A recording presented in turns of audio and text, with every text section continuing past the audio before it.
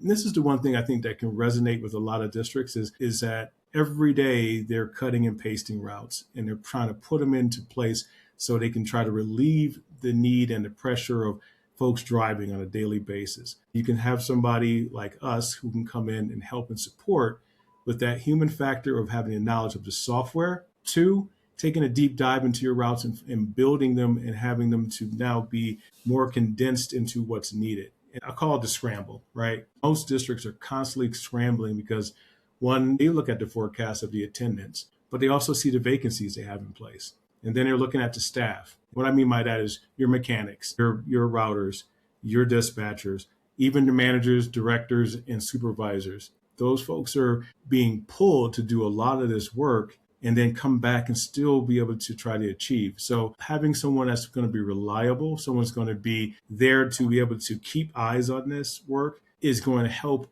school districts in many ways.